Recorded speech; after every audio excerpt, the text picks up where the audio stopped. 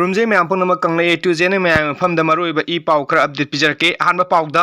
अपुन बसक्ता ngakadabni haiba wafam constitution da yaudde aron kipgen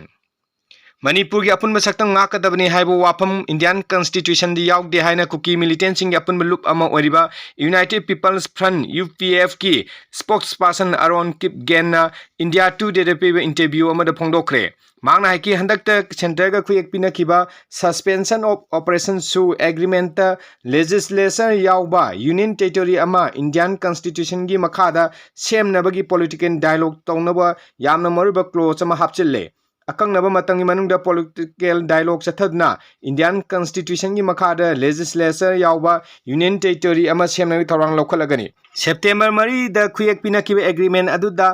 Mamang da chanaramba agreement adugi mahut sille kumja 2008 ta khuyek pina kiba agreement ta Manipur gi apun masaktam ngakpai wafam jawrabasu handak ta nauna khuyek pina kiba agreement aduda di wafam masi yaude punma si mathak ta Manipur gi territorial integrity kaihendana thamgadabni haiba wafam Indian constitution di yaude haina sumangna phongdoke kumja lising ani nipan khuyek pina kiba agreement ta Manipur gi territorial integrity ga mari leinaba clause ama yahun kiba du kwairi chawa soibani haina paladun mangna haiki handak ta nauna khuyek pina kiba agreement da mamang ya soibadu sum tole UPF amasung Kuki National Organization KNO gi maruiba pandamdi tokhaiba administration ama lehanabagi matangna political gi oiba waroisin ama purakpaduni atoba phuruk ki mioi chingna akan mamongda yaningdaba phongdongna raglabasu Ministry of Home Affairs na michang mikhai naidana thorang ama lokhalakli basi puning thakwaningai ni haike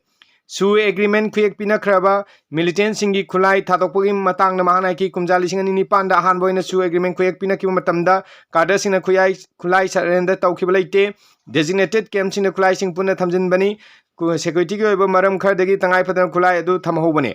Village Volunteer Coordination Committee na handaki agreement adu yaningdaba phongdorakpagi matang da mahana ki wafam asi imu manunggi oiba maramna lebang miyam da hiram asi mai leina wafam phongdokpa mathau ta de haike Anisuba pauda Modi lakpada unanaba kuki singna ku mayam sare Prime Minister Narendra Modi Susanpur lakpada mitai singna makhoi bu otpire hatpire haiba unanaba ahangba ku mayam ama sarna thelaga thamgadawri mafam aduri phangba pauna hai yamlaba ku sing pareng sana thamnanaba hauji mak yamna kanna ku semba saba amasung machu amuba sangbana singba chathari asiguma makhalgi ku sing asi sakhangdaba kharana handakta amu huran kibagi watok laikhrabani tungda mangkhre hairambadu ku sing adu amuk phanglakibani Chaurana ku samagi matakta sarga PM Narendra Modi gi miyeng chingchinaba amsung Manipur dagi tokhai taraba union territory ama sembiu haiba demand tawnaba thorangli hairi mathangi paugda Modi September tang 13 da soidana laklagani governor na BJP gi MLA sing unaduna PM gi khongchan mai paknaba khanakre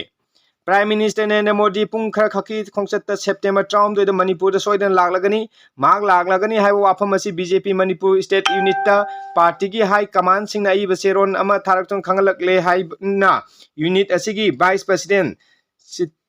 chingabam sidanandana pause se phongdokre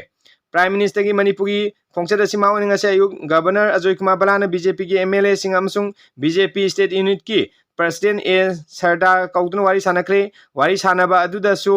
Prime Minister Narendra Modi Manipur da lakani haina confirm tawki maki khongchat asi Susanpur da su pung ama leigani agu Imphal da su pung ama khak leigani hairi yamna tenba matam oibana miyangu unabagi natra BJP gi legislature singa unabagi wafam ama phauba yauroi dawri piangi khongchat asi bu mapung phananaba amsung miyam tilhanaba governor na party asi luchingba singda phongdok langoni haina thajanare governor na MLA sing unakibadu popular government ama semnaba ga wafam aduga mari kemta leinade sumnata gi Prime Minister ki khongchat asi ga mai pahananaba kai tawsige haina khanabani governor ga unabadu Manipur Legislative Assembly gi speaker TI Saityabatta hana gi minister nongthom Biren Tongju AC gi MLA Thongam Bisojina na chingwasu yauke Prime Minister Thasi Town do Manipur da lakadori basi ahan bada Mizoram da tongan ba project mayam ama urek tamba aduga mafam du civic reception pangthoklam laga Susanpur da hana thungani mafam aduda su punga marom laigani aduga Imphal da amuk laklaga Kangla gi miyam tinba mifam amda wangangani Thauram pangthokpam adumakta da project nipan urek tamgani aduga tara hemna sangadna miyam da sinaramgani madugi matung tagda Prime Minister Narendra Modi asang da Imphal thadokigani hari Thajabi aba mafam nei phangba paunai Prime Minister khongchat asigi yanglang Imphal city may maki semba hokre mafam kyara Prime Minister okpagi ko hojang sanana tabak paikhatkre lambi matai da very pressing khana tabak su paikhatkre hairi मियामने महाकु ओकपा यानबगिदमते मणिपुरगी वांगमदगी Nekapa मियोय क्या लाक्तुना कंगला सागतपगी थबक कुमांग चाउसिनना पाइखली संग अदुदा मियोय लिसिंग 35 तादना तिलहनबा थौरांग तौरी अदुगा सुचानपुरदगी मियोय लिसिंग 9 तिनबा सहननबा सेंगवा सागबे थबक अयाम लोइसिनख्रे मणिपुर लेंगाकी एम्प्लॉई सिंगसु पीएम की खोंगचत असिगी येंगलगा सेप्टेम्बर 19 फावब सुट्टी लौबा थिंख्रबनी सिक्योरिटी फोर्स सिंगनसु नुमित खुदिंगी फ्रिस्किंग चेकिंग यामना कंसिन थबक हौख्रे अदुगा अमरोमदना प्राइम मिनिस्टर खोंगसे मणिपुर थोलिबा कांगलुकी इरांग असिगी ममई तारकपद ओइबना तंपाकी मलमदा माकु हराउते यामना ओनगद्रा अमसुंग चिंगना करम तौगदगे हाइबा चपचाना खंगबा ngamdri अदुगो मतम सांगना पनु लागलिबा कुकी जुजी सिंगी सस्पेंशन ऑपरेशन हंदक द खुयेक पिना दुना सही अमा सनहन किबा लैखिबा सिमा कुकी सिंगी यामना हराउजबा नुंगाइजबा हाइबदु ओइगदौरी इम्फांगी खोंगसे सिंगी मतंगदि चपचाना खंगदगसु सस्पेंशन ऑपरेशन खुयेक पिना खिबदु आरामबाई टेंगोलनदि इंडिया की थौरांग अदु सौगली हाइना फोंदोखिबा लैख्रे अदुबु फ्री मूवमेंट लहेनबा हाइबदुमक्ति हौजिकसु ओइथोक्ट्रि